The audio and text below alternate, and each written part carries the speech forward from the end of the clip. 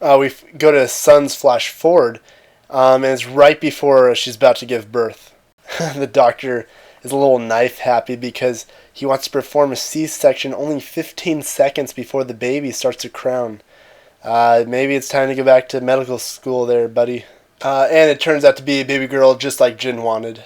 Anyone else find that random guy in the delivery room to be a little weird? I don't know about Korea, but here in the U.S. they don't allow some random guy in a suit roam around the delivery rooms. Doc Ray takes Saeed and Desmond to their new room. It has cockroaches galore and blood splurts on the wall. He tells Johnson to come clean it up. And we see that it's Michael, so we officially know that he's on the boat now. Back on the beach, Jin and Sun make up, and Jin says that he forgives Sun, and Sun tells Jin that the baby's his. So it's a pretty emotional scene, and Jin also says that you will never lose me, which is important to remember. It goes to Jin's flashback, and he's running with the bear to the hospital and gives it to a man who says it's a boy. And at first I thought something bad was going to happen to Jin right there because of the music change and the way the guy said it. It turns out Jin was doing it for Sun's dad, his father-in-law. And it turns out that it was for the daughter of someone who wants to do business with him. And that's why it was a panda, because they were from China. And as he's walking out, a nurse says, "Maybe you'll have a kid someday." And Jin says, "Don't rush me. I've only been married 2 months." Now, this is the single most important way we can tell that it is a flashback for Jin, unless he gets married in the future, which I don't think is the case, obviously, from the things I mentioned earlier with the cell phone, the way he acts, the way he looks, and all the other stuff with the Year of the Dragon.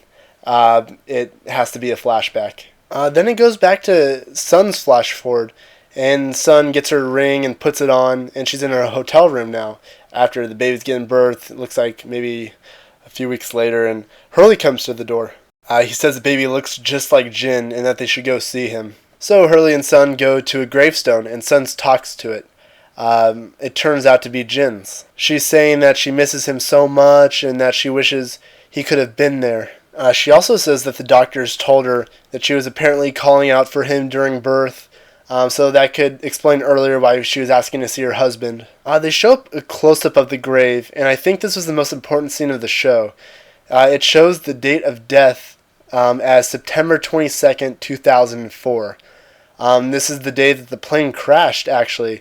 So now it's obvious that Sun has to go along with whatever story was made up, probably the one that Jack tells in court. As we know, Jin didn't die the day of the crash. Personally, I think Jin is still alive on the island.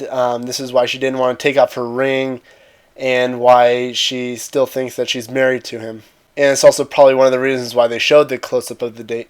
I think the reason why she's so emotional is because, and as she's crying, is because she knows she'll never be able to go back to the island, and that she'll never be able to see her husband Jin again. And this episode ends with the silent lost coming at the end instead of the boom lost, which usually happens after someone dies. So who knows, the writers could be just trying to trick us. Okay, so for the remainder of this recap, I'm going to be talking about the Oceanic Six. And remember that we were told we would definitely know who the Oceanic Six were after this episode aired.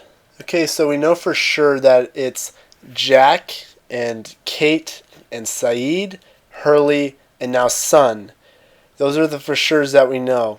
Now the sixth is still iffy in the air, but I'm 99% positive that they're counting Aaron as one of them. Now there's still a lot of debate as to whether Aaron's counting as one of the six or not, because all other five of them have had Oceanic Six in their flash forwards mentioned, except for Aaron. A lot of people say Aaron can't be one of them because he wasn't on the plane, or at least he didn't have a ticket.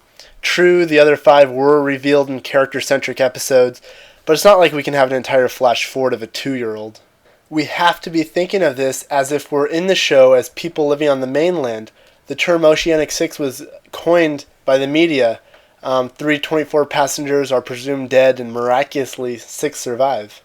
In utero or on seat, Aaron was on the flight and he did survive the crash, therefore he's termed one of the Oceanic Six. And also Oceanic 5 plus unborn child of one of the survivors not on the manifest doesn't sound as good as just Oceanic 6. This means that Claire survived the plane crash as one of the 8 Jack mentions at the trial, but dies before the rescue. For some reason, it seems a lot of people are upset that Eren is considered one of the Oceanic Six instead of Jin, who potentially took his spot. People are saying that Jin being in there would be a much better story, but I think actually the opposite. I think that Eren and Claire being torn apart, and Jin and Sun being separated, it's assuming Jin's still alive, and then at the end coming back together when neither of them wanted to be together in the first place, would make for a great plotline, I would imagine. Remember, Hurley was forced to purchase 2 plane tickets because of his weight. Who knows, maybe he counts twice. When they said be revealed by episode 7, all the Oceanic Six, and they showed Michael, I'm pretty sure they weren't referring to him as one of them, but it is a possibility. He's that 0.1% chance why I think it's not Eren. So who knows, we'll find out hopefully later. So that's it for the recap. Again, I really like this episode. I'd say this episode, more than all the other ones, left me questioning more things at the end, specifically the whole Jin death issue. Also, as I mentioned earlier, the Morse code. Just a lot of things, whether the story's true between Ben or Widmore, which one to believe. But ultimately, I thought this was a well-written episode. And looking forward to next week. It's called Meet Kevin Johnson. And as we know from this episode, that's the name that Michael took, his alias. Not sure if maybe Ben gave it to him. But yeah, next week is the last one before the break, and I'm looking forward to it, and probably have this video out on Monday or Tuesday again. Yeah, I'll see you next week, and God bless.